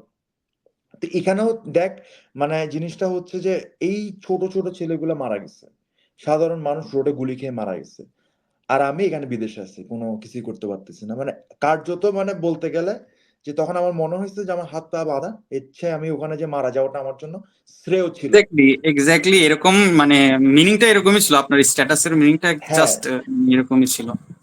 তো আহ, পরে আসলে তখন যেটা করতাম মোস্ট অফ দ্য টাইম, মানে আমি একদিন এরকম খুব ব্যাড বাস খাচ্ছি, তো দেখতেছি যে বাংলাদেশিরা কারা কারা প্রোটেস্ট করতেছে, ওইভাবে ফেসবুকে খোঁজ নিয়ে নিয়ে কয়েকটা গ্রুপের সাথে অ্যাড হইলাম। তো ওখানের মধ্যে দুইটা ছেলের কথা আমি অবশ্যই বলবো, লাজিম আর নাহিন। তো ওরা একটা টাউন হল নামে একটা জায়গায় আছে সিডনিতে, মানে সেন্টার অফ মানে হার্ট অফ সিডনি যেটা বলে, ওই জায়গায় যে ওরা একটা প্রোটেস্ট করবে। আবার লাকেম্বা মানে বাংলাদেশের অধ্যুষিত জায়গা, যেখানে ওখানে কিন্তু তখন তো ওখানে কয়েক হাজার মানুষ হয়ে গেছে, শুক্রবার ছিল ওই দিন। আমার ঠিক ডেটটা মনে নেই, মানে 20 জুলাই, মানে ওই আই থিঙ্ক 19 জুলাই। তো পরে গ্রুপে অ্যাড ট্যাড হইলাম। তো গেলাম টাউন হলে। ওখানে যে আসলে ওই প্রোটেস্টটাতে যে মানে আমার লাইফে বলবো যে আমার একটা মেজর টার্ন, মানে ওয়ার্ডটা কি বলবো, যে একটা টার্নিং পয়েন্ট ছিল। এবং ওখানে যাওয়ার পর দেখলাম যে আমাদের বাঙালি স্টুডেন্টরাও আসছে, অ্যান্ড এখানকার যারা মানে বিদেশি ইন্টারন্যাশনাল স্টুডেন্টস, মানে ইন্টারন্যাশনাল স্টুডেন্ট বাঙালি না, বিভিন্ন দেশের, এবং এখানকার বিভিন্ন দেশের। ডোমেস্টিক স্টুডেন্ট, মানে অস্ট্রেলিয়া বর্ন পোলাপাইন, এরাও আসছে। তো ওদের সাথে ওদের একটা বড় গ্রুপ আসছে, ওদের সাথে পরিচয় হলো। এরা হচ্ছে সবাই সোশ্যালিস্ট, মানে ওয়েস্টার্ন মতদর্শের সোশ্যালিস্ট। তো ওদের সাথে ওখানে পরিচয় এবং এরাও আসছে এবং এদের কনসার্ন, এরা ম্যাক্সিমাম এরা সবাই বেসিক্যালি প্যালেস্টাইন অ্যাক্টিভিস্ট, প্যালেস্টাইনের পক্ষের ফ্রি প্যালেস্টাইন অ্যাক্টিভিস্ট, সোশ্যালিস্ট। এবং ওরা ওরা মানে বাংলাদেশে যে এই ঘটনাটা হচ্ছিল এটার ব্যাপারে ওরা খুব মানে they are very passionate about this cause. Concern. ওরা ম্যাক্সিমাম ছিল হচ্ছে University of New South Wales, University of সিডনির স্টুডেন্টস, যেটা যে দুইটা সিডনির বা অস্ট্রেলিয়ার মানে প্রমিনেন্ট ইউনিভার্সিটিস গুলার দুইটা। তো ওখানকার পোলাপাইন ওরা আসছে। তো ওদের সাথে ওখানে একটা কথাবার্তা হইলো, একটা বন্ধুত্ব হলো। তো ওদেরকে আমি ইন্টারভিউ করলাম। তখন আমি একটা ইন্ডিপেন্ডেন্ট জার্নালিস্টের মতো কাজ করতেছিলাম, বিকজ আমার মনে হয়েছে আমার দেশের মিডিয়া গুলা চুপ। তো as someone who graduated from media and communications, now it's my turn to use my knowledge for my country. যেহেতু আমি ফিজিক্যালি যুদ্ধ করতে পারতেছি না, আমি এখান থেকে রাইট, যতটুকু রাইট। পারি কাভার করা, মানুষকে জানানো। তখন কিন্তু এটা অনেক বড় একটা জিনিস যে তুই অ্যাজ এ মানে প্রত্যেকটা মানুষ অ্যাজ এ সিটিজেন, যারা এক একটা স্ট্যাটাসও দিছে, বিরুদ্ধে কথা বলছে, ঠিক আছে, এক্স্যাক্টলি ভাই, step down exactly. Sheikh Hasina বলছে, এটা অনেক বড় একটা যুদ্ধ। কারণ মানুষ 15 বছর চুপ ছিল, খালি বিরোধী দলরাই পথের মধ্যে এই করছে, যে কি বলে আহ আন্দোলন করছে, বলির পাঠা বিরোধী দলগুলাই হয়েছে। আমরা সাধারণ মানুষ ভয়, এবং ইটস কোয়াইট নর্মাল যখন তুমি এরকম একটা ফ্যাসিস্ট গভর্নমেন্টের আন্ডারে আসো, তুমি কিন্তু সব সময় পারবা না, তোমার নিজেরও তো ভয় আছে। আমরা তো ভাই মানে খেটে খাওয়া মানুষ, তাই না? তো ওই অফকোর্স। দিক থেকে যদি আমি চিন্তা করি, তখন আসলে বিবেকের তাড়নায়, এবং তুই যেটা বলে স্ট্যাটাসটা আমি পরে অবশ্য ডিলিট করে দিছি। না, না, না, না, যাই হোক, তো ওটা রাখা লাগতো বিবেকের ভাই। এবং তাড়নায় আসলে তখন এসব করতে হয়েছে। হ্যাঁ, ইভেন বিশ্বাস কর, যখন আমি মোটামুটি 15 জুলাই থেকে ফেসবুকে খুব অ্যাক্টিভ ছিলাম, মানে ওই ঘটনা, ওই রাজাকার তুই রাজাকার পর থেকে আমার ওই অনেক মনে হয় সবাই রিলেটিভস, ফেসবুকে অ্যাক্টিভ ছিল। আমার অনেক কারণ ফেসবুক রিলেটিভস ছাড়া তো কোনো ওয়ে নাই জানার মানে। এক্স্যাক্টলি আমার অনেক রিলেটিভস, আমার তোর বাবার ফ্রেন্ডস, অনেকে আমাকে ফেসবুকে মেসেজ দিয়ে বলছে তুই সব করিস না, এগুলা দিস না, তোর একটা ক্যারিয়ার সেম আছে, ভাই, আমাকেও বাংলাদেশে আসতে আমাকেও হবে। Same. Same, and it's not just two of us, সবাই সেম জিনিসটা ফেস করছে। এই যে দেখছস, এই যে একটা আমাদের যে আমাদের সোশ্যাল, আমরা যে বাবলে থাকি সবাই ভয় পাইতো, এবং ওরা এইভাবেই জিনিসটা ভয় করছে। পাওয়াটা স্বাভাবিক ভাইয়া, খুবই স্বাভাবিক ভয় পাওয়াটা, ইন কেস যদি মানে ডাউনফলটা না হতো। ডাউনফলটা না হতো, ঠিক আছে। এন্ড স্বাভাবিক। তো আমি তো তখন মানে ওদের সাথে পরিচয় হয়েছে, যেটা বলতেছিলাম সোশ্যালিস্ট, এবং ওরা এই আন্দোলনের সাথে, আমার খুব অবাক লাগছে যে অস্ট্রেলিয়ান বাচ্চা কাচ্চা এরা এতটা ইমোশনালি কেমনে কানেক্টেড হয়। তো পরে মানে বুঝছি, কারণ তারা এইখানে একটু মানে কোশ্চেন আস্ক করতে চাই, সেটা ওকে। হচ্ছে যে আপনি যখন একটা প্রোটেস্টে গেলেন বা যে কোনো প্রোটেস্টই হোক না কেন, দেখা যায় যে অস্ট্রেলিয়ানদের ওদের একটা অ্যাক্টিভ পার্টিসিপেশন থাকতেছে।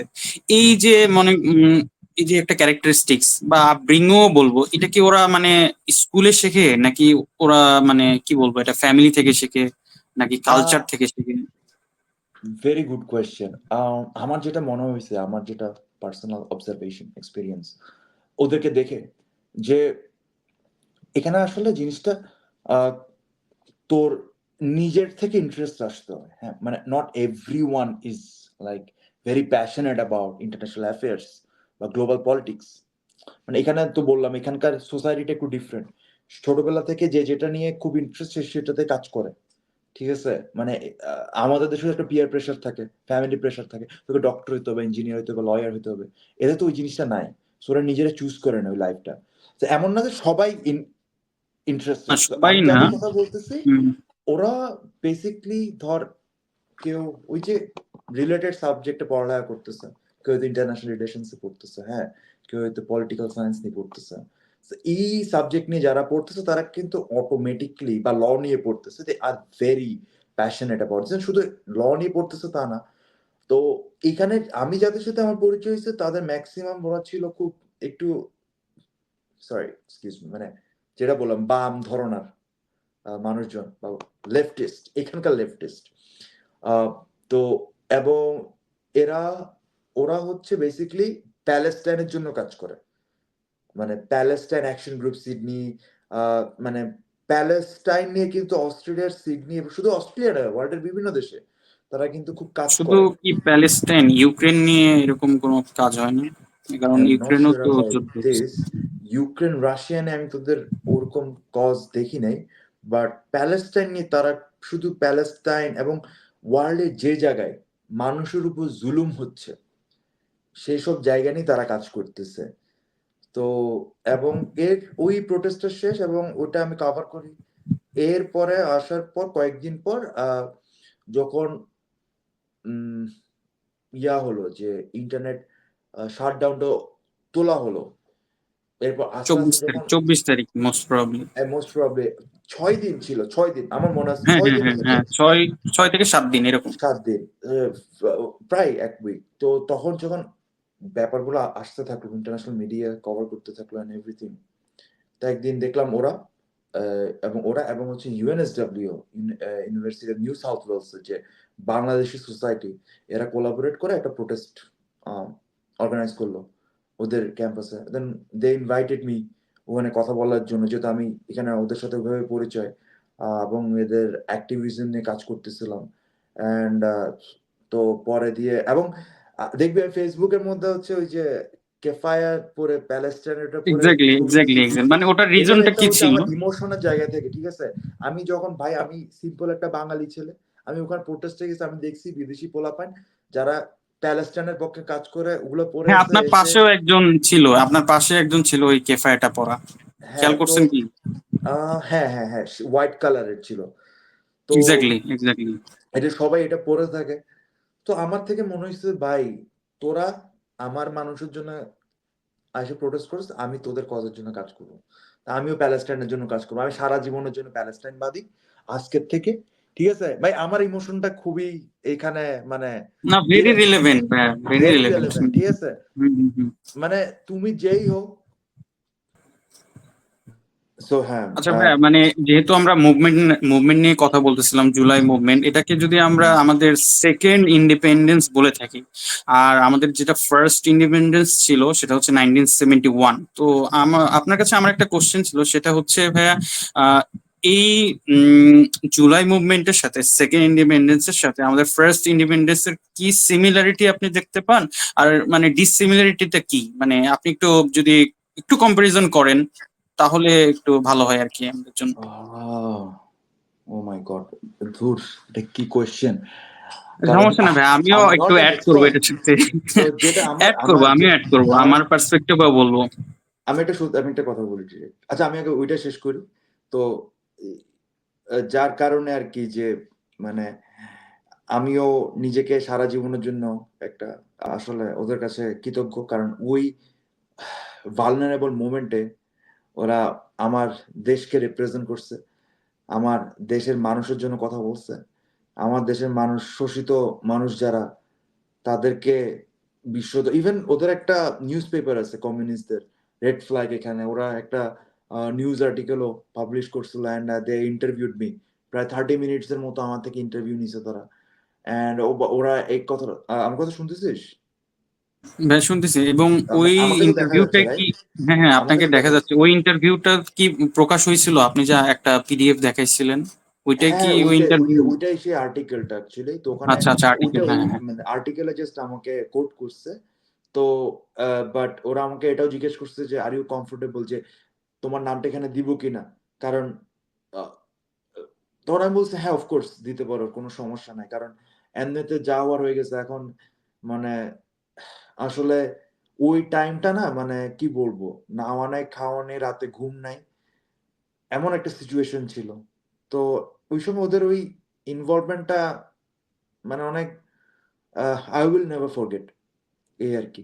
আচ্ছা তোর কোয়েশ্চেনে আসি। সরি, আমি খুব বেশি টাইম নিয়ে ফেলতেছি। একটু সমস্যা নেই ভাই, আপনি হুম। বলেন। আপনি not only you, will never forget, মানে মানে বহির্বিশ্বের যে স্টুডেন্টরা আমাদেরকে যে সাপোর্টটা দিছে, will never forget and will be always grateful to them. তো যেটা জি। বলতেছিলাম ভাইয়া, যে মানে 2024-এর যে মুভমেন্ট এবং 1971-এর, এটার সাথে মানে আপনি সাদৃশ্য আর বৈসাদৃশ্য মানে আমি কি এটা একটু আমি বুঝি? তোর একটা জিনিস আমি এখানে অ্যাড করতে চাই, if you don't mind, sorry.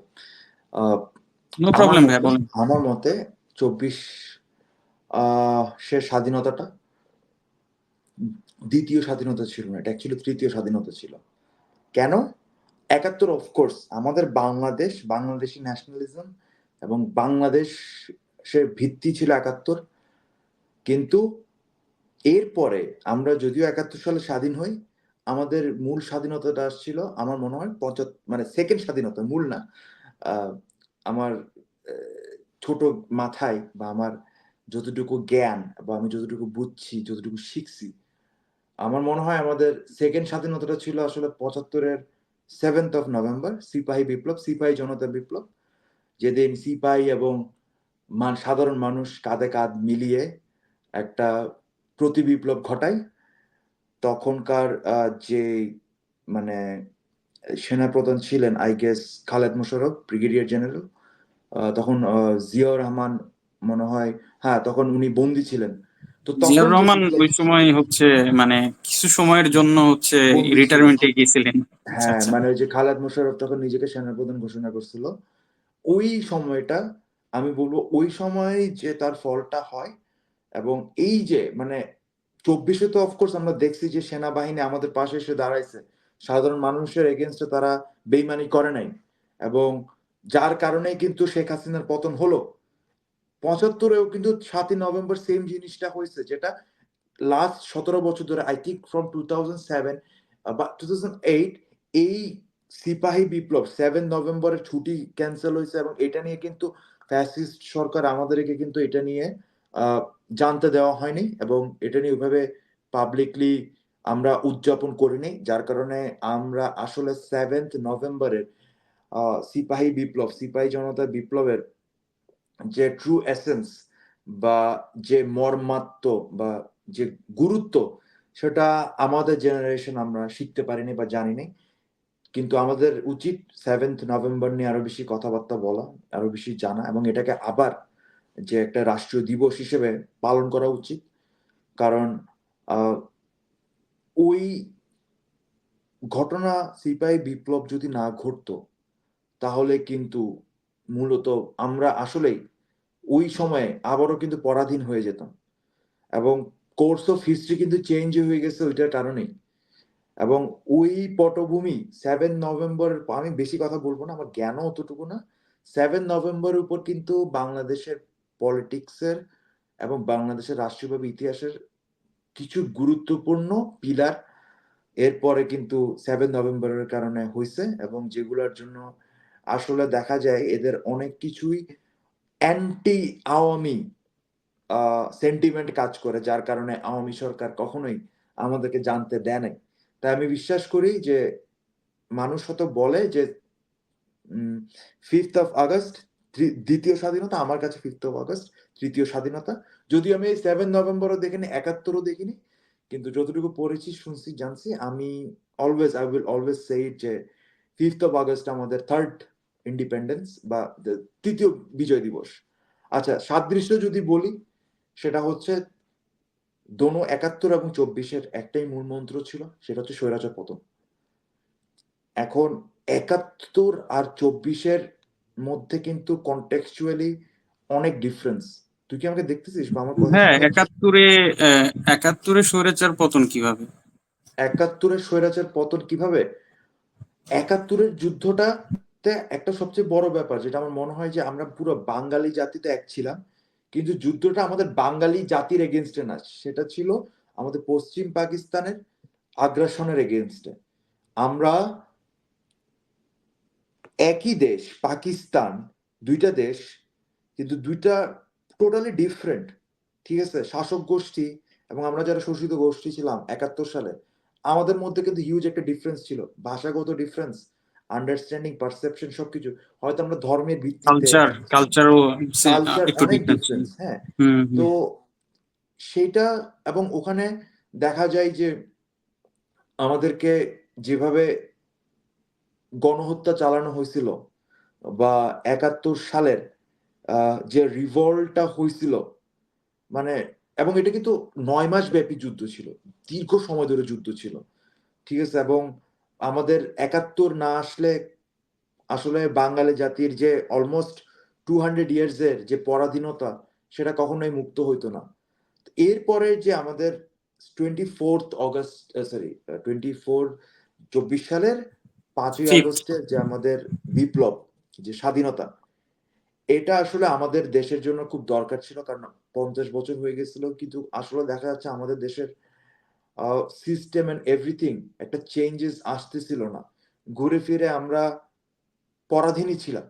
এবং এক 24-এর আমার মনে হয় যে ব্যাপারটা, যে সবচেয়ে খারাপ লাগছে যে ব্যাপারটা, যে আমরা বাঙালি, একই জাতি, একই ভাষা, একই মানুষ, কিন্তু আমরা নিজেদের মানুষ দ্বারাই কলোনাইজড, আমরা নিজেদের মানুষ দ্বারাই নির্যাতিত। এই যুদ্ধটা আমাদের নিজেদের মানুষের সাথে যুদ্ধ ছিল। যে আওয়ামী লীগ 71-এর মুক্তিযুদ্ধের সপক্ষে শক্তি বলে তারা গত 50 বছর ধরে নিজেদেরকে ব্র্যান্ডিং করে আসছে, তারাই আমাদের সবচেয়ে বড় স্বাধীনতা হরণকারী হয়ে দাঁড়িয়েছিল। তাদের বিরুদ্ধে আমাদের এই যুদ্ধটা ছিল, ফ্যাসিজমের বিরুদ্ধে। কারণ 2008 সালে ইলেকশনে আওয়ামী লীগ আসার পর যে তাদের কি বলে জনপ্রিয়তা ছিল, গত 15 বছরে একদম জিরো কি মাইনাস লেভেলে চলে গেছিল। এত রাইট, কিছু জানার রাইট। পরও তারা আমাদেরকে শোষণ করে গেছে, প্রপাগ্যান্ডা চালাইছে। এবং তুই দেখ যে আমি আমি নিজেও অনেক ক্ষেত্রে আমার থেকে কি বলবো, যে অবাক লাগতো যে একই দেশে থাকি কিন্তু আমার কোনো রাজনৈতিক অধিকার ছিল না, আমার ভোটের অধিকার ছিল না। এরা এরা বাক পাকিস্তানি স্বাধীনতা। না, এরা বিভিন্ন কোনো জাতি না, এরা একই ভাষায় কথা বলে, একই মানুষ। ওটা তো আমাদের পাকিস্তানি আহ, পাঞ্জাবিদের এগেনস্টে যুদ্ধ ছিল। সেনাবাহিনী, পাকিস্তানের আর্মি কিন্তু mostly dominated by Punjabi soldiers, Punjab, তাদের ইয়েস। এগেনস্টে আমাদের যুদ্ধ ছিল, হুম, হুম, ঠিক আছে। হুম। তারাই আমাদের আমাদের এখানে সবচেয়ে বেশি মানে ইস্ট পাকিস্তান একটা স্বর্ণ খনি ছিল তাদের জন্য। সোনার হাঁস, কি বলে ওটা, কি বলে সোনার ডিম সোনার পাড়া ডিম হাঁস। পাড়া হাঁস ছিল। হুম, হুম। কিন্তু তারা আমাদেরকে কিভাবে ট্রিট করলো? এই যে ইসলামাবাদ, করাচিতে এত সুন্দর সুন্দর রাস্তা হয়েছে 71 সালে, এগুলো কাদের টাকায় হয়েছে? আমাদের টাকায় হয়েছে, আমাদের রক্তের টাকায় ওখানে হয়েছে। এগুলো এখন পাকিস্তানের মানুষ জানতেছে, বুঝতেছে, তারা লজ্জিত। আমি অনেক রাইট। পাকিস্তানের সাথে পড়েছিলাম, তারা লজ্জিত। আমাদের টাকা দিয়ে ওখানে হয়েছে। এখানে তো আমরা নিজেদের মানুষ নিজেদেরকেই স্বাধীনতার সপক্ষের নাম নিয়ে নিয়ে আমাদেরকে লুটপাট করে গেছে। কথা বলতে দেয় না, আরেকটা কিছু জিনিস করতে দেয় না। দেখবেন ভাইয়া, যে নিজেদের মানুষ, নিজেদের মানুষের টাকায় যে ধরেন সরকারি পুলিশ বাহিনী এই নিজেদের মানুষকেই মারতেছে, এটাও তো খুব প্যাথেটিক ব্যাপার ছিল। খুবই প্যাথেটিক। মানে মানে আমি আমি আমি জানি না, মানে এইভাবে পাখির মতো মানুষ মারা এলোপ্যাথরি just because to save your own throne. এবং এর পিছনে রিজনস ছিল। 15 বছর, 16 বছরের ডালপালা গজাতে গজাতে দেখা যায় যে আসলে ক্রাইম অ্যান্ড মানে রক্তের দাগ এতটাই গাঢ় ছিল যে একটা মানে এটা কাইন্ড অফ রিপল এফেক্টের মতো। তাদের সবাইকে সেভ করতে হতো, পুরো সিস্টেমকে একসাথে সেভ করতে হতো। এবং এই কারণে, ওই নেশার কারণে তারা যে মানুষ মারছে, এইটা তারা দুই দ্বিতীয়বার চিন্তা করে নাই। তারা জানে এখন সোশ্যাল মিডিয়ার যুগ। 71 আর এখন অনেক ডিফারেন্স। 71 সালে অনেক কিছুই পাবলিকলি আসে নাই, বা আসতে পারে নাই, বা ওইভাবে জানি নাই, ঠিক বাট আছে। ভাইয়া, একটা জিনিস কি, আমি হচ্ছে রিসেন্টলি হচ্ছে 71 সালে কিছু বই পড়তেছিলাম। তো আমি ওখানে একটা সিমিলারিটিস পাইলাম, যে ওখানে লেখা ছিল যে ধরেন এখন যেরকম আমাদের এখানে ধরেন 100 মানুষ মরতেছে, টিভি বা নিউজ চ্যানেলগুলো দেখা যাচ্ছে খুব বেশি মানুষ মারা যায় না, 7-8 জন মানুষ মারা গেছে। সেম থিং 1971-ও হয়েছে, যে অনেক মানুষ মারা গেছে, বাট এই পাকিস্তানি যে চ্যানেল গুলো ছিল বা রেডিও ছিল, এই রেডিও গুলো দেখাচ্ছে যে কোনো সহিংসতা নেই, দেশ শান্তিতে আছে, সেম, একদম সেম জিনিসগুলো। আর আপনার যদি শেষ হয়ে থাকে আমি একটু অ্যাড করব এই অফকোর্স। মুভমেন্টটা নিয়ে। আচ্ছা, আমি যেটা পার্সোনালি মনে করি 71 এবং 24-এর যে মিল এবং অমিল, সেটা হচ্ছে দুইটাই মানে আমাদের স্বাধীনতার জন্য ছিল। বাট এখানে আমি সবচেয়ে বড় একটা অমিল যেটা পার্সোনালি দেখতে পাই, যে 1971-এ যে ঘটনাটা ঘটছে, ওখানে আমরা আসলে অ্যাকচুয়ালি শুরুর দিকে আমরা কেউই শিওর ছিলাম না যে আমরা মানে যুদ্ধ করব কি না। কারণ আমরা ওইভাবে তো কোনো মানে ডিরেকশনও পাইনি। দেন যখন জিয়াউর রহমান বঙ্গবন্ধুর পক্ষে স্বাধীনতার ঘোষণাটা পাঠ করলেন, তখন আমরা একটা ডিরেকশন পেলাম। এটা মনে হচ্ছিল যে একটা মানে কিং কর্ত বিমূঢ় একটা জাতি একটা ডিরেকশন পেলো, তখন সবাই মিলে যুদ্ধে নেমে পড়লো। হুম তো শুরুর দিকে আসলে খুব কম মানুষই যুদ্ধে গেছে, মানে ম্যাক্স 7-8 হাজার বা 10 হাজার এরকম মানুষ যুদ্ধে গেছে। ইভেন আমি যতদূর জানি জুলাই পর্যন্ত মানুষ আসলে বুঝতে পারতেছিল না যে অ্যাকচুয়ালি তাদের মানে স্বাধীনতা কি দরকার কিনা। জুলাইয়ের পর মানুষ আসলে বুঝে গেছে যে না, আমাদের স্বাধীনতার দরকার, আমাদের যুদ্ধ করতে হবে। তো আস্তে হুম আস্তে আস্তে আস্তে ওই মানে মুক্তি বাহিনীর সংখ্যা বাড়তেছিল, বাট খুব বেশি বাড়েনি কিন্তু, একদম 16 ডিসেম্বর পর্যন্ত যে খুব হবে তাও হয়নি। বাট হুট করে 16 ডিসেম্বর হইলো, আমরা মানে জয়লাভ করলাম। বাট এটা যে মুক্তিযোদ্ধাদের মধ্যে সীমাবদ্ধ ছিল, এটা যে গণমানুষের যুদ্ধ, সবাই যে মানে এখানে অংশগ্রহণ করে, যেটা 24-এ হয়েছে, 24-এ আচ্ছা, কিন্তু যে যার জায়গা থেকে সবাই অংশগ্রহণ করছে। আবার তো দেখা গেছে যে যেহেতু সবাই অংশগ্রহণ করে নাই, তো এই যে সংগ্রামের যে ফিলিংস, এই ফিলিংস যে অনুভূতি, এই অনুভূতি সবার মাঝে পৌঁছায় নাই। যখন দেশটা স্বাধীন হলো তখন ম্যাক্সিমাম মানুষ শুধু চারিদিকে শুধু খাই খাই, কে কার থেকে নিয়ে নিতে পারে, এই মানে টেন্ডেন্সি ছিল। এবং হুম তার মানে আমরা রেজাল্টও দেখতে পাইছি, মানে 71 থেকে 74 এর যে ঘটনাগুলো আমরা সব দেখতে পাইছি, কারণ ওরা ম্যাক্সিমামই হচ্ছে মুক্তিযুদ্ধের সাথে মানে ডিরেক্ট রিলেটেড ছিল না। আর যেটা ছিল বঙ্গবন্ধুর যে ব্যাপারটা, উনি তো মানে 9 মাস কারাগারে ছিলেন, উনিও আসলে এই পালসটা ধরতে পারেনি, আমার পার্সোনালি মনে হয় উনিও বুঝতে পারে নাই। আর যেটা 24-এ হয়েছে, ভেরি গুড 24-এ আমরা পয়েন্ট, নিজেরাই ভেরি গুড দেখলাম। পয়েন্ট।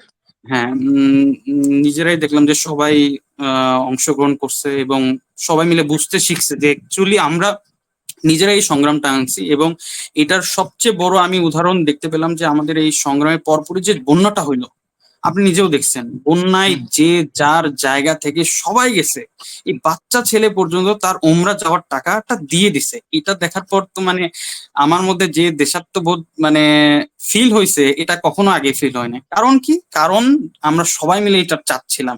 হুম এবং এটা যদি কন্টিনিউ হয়, ইনশাল্লাহ আমরা ভাবতে পারি বাংলাদেশ যদি এটা আমরা সবাই মিলে কন্টিনিউ করতে পারি, ইন ফিউচার বাংলাদেশ যদি ইউরোপের কোন একটা কান্ট্রির মতো হয়ে যায়, আমি আমি অবাক হব না। তো আমার মনে হয়েছে যে এই যে গণ যে জাগরণ বলেন বা গণ সংগ্রাম বলেন, এটা মিসিং ছিল হচ্ছে 71-এ, যেটা আমাদের 24-এ হয়েছে। That's a really good point. আসলে এভাবে চিন্তা করি নাই, মানে দ্যাটস ট্রু। মানে আসলে সবাই আমরা এমনভাবে কানেক্টেড ছিলাম, হয়তো খুব কম টাইমের জন্য ছিল সময়টা, বাট আসলেই মানে শুধুমাত্র ছাত্ররা যে আন্দোলন করছে তা না, সবাই মানে শ্রেণী ভাই, মানে ভাইয়া যে যার সাংবাদিক জায়গা থেকে, যে যে যার যার জায়গা জায়গা থেকে, থেকে যতটুকু পারছে, হ্যাঁ যতটুকু যতটুকু পারছে, মানে সম্ভব, ফেসবুক স্ট্যাটাস দেওয়াও কিন্তু ওয়ান কাইন্ড অফ মানে কি বল মানে প্রোটেস্ট।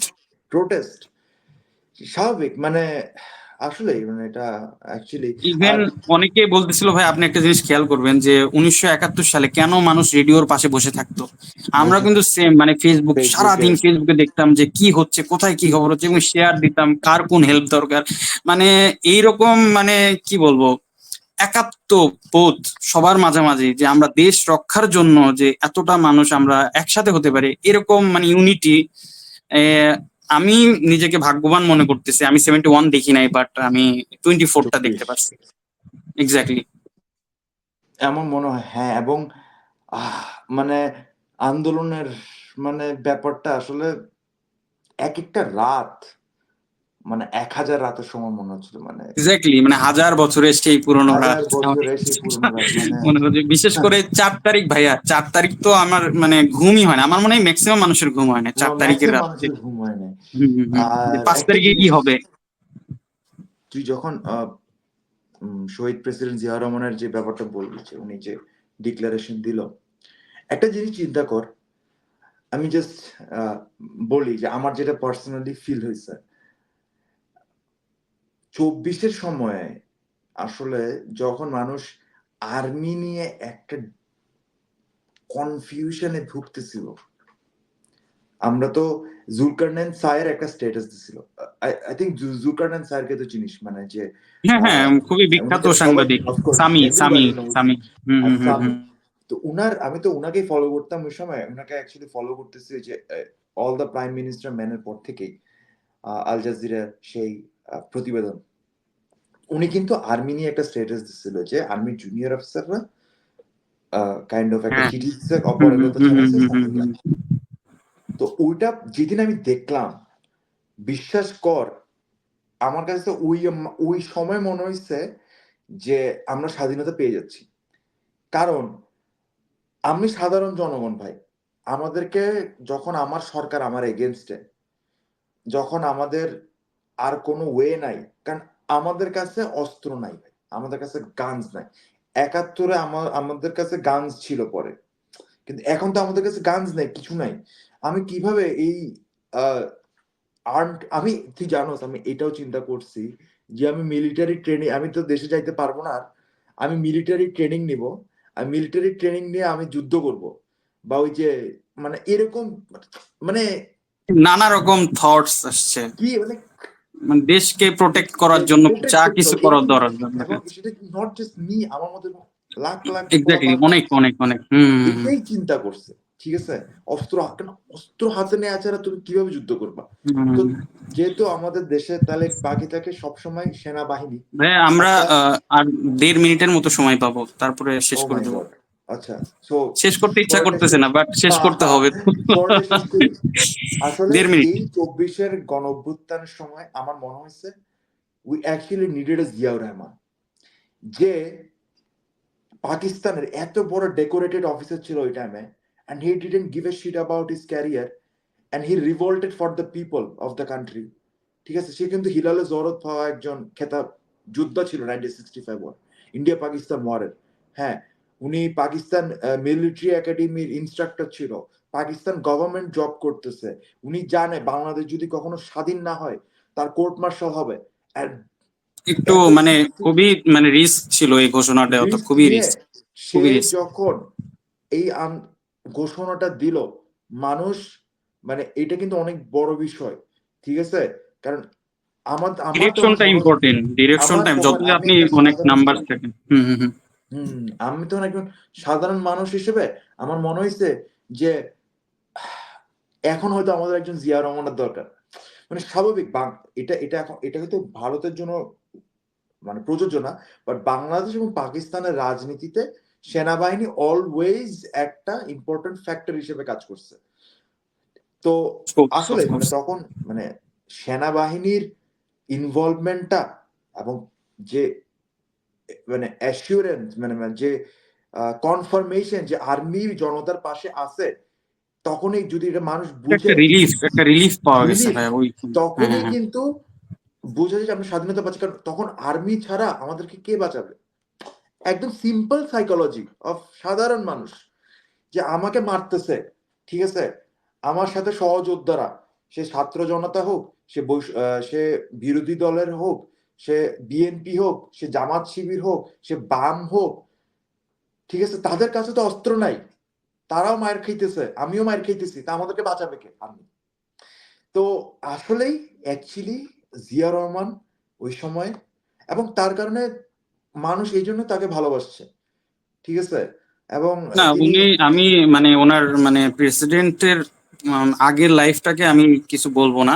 উনি যে প্রেসিডেন্ট অবস্থায় যে লাইফটা মানে লিড করছেন, ওইটা আসলে অ্যাডমায়ারেবল। এটা এটা সবাই অফকোর্স অ্যাডমিট করবে, এটা সবাই অ্যাডমিট অ্যাডমিট করবে যে করবে। ওনার 4 বছর মেবি পাইছিলেন। ওই 4 বছরে বাংলাদেশের অবস্থা খুব ভালো খুব ছিল। ভালো এবং ছিল। উনি একজন মোটামুটি বলা যায় সৎ প্রেসিডেন্ট ছিলেন ওই সময়কালে। কারণ যে তথ্য আমরা পাই, উনি মারা যাওয়ার পর তার পরিবারের খুব আর অর্থনৈতিক অবস্থা খুব বেশি ভালো ছিল না আর কি। ভালো ছিল না। True, true. আই থিংক আমাদের সময় শেষ। শেষ করতে ইচ্ছা করতেছে না, বাট তাও করতে হবে। থ্যাংক ইউ সো মাচ ভাইয়া for coming to my podcast.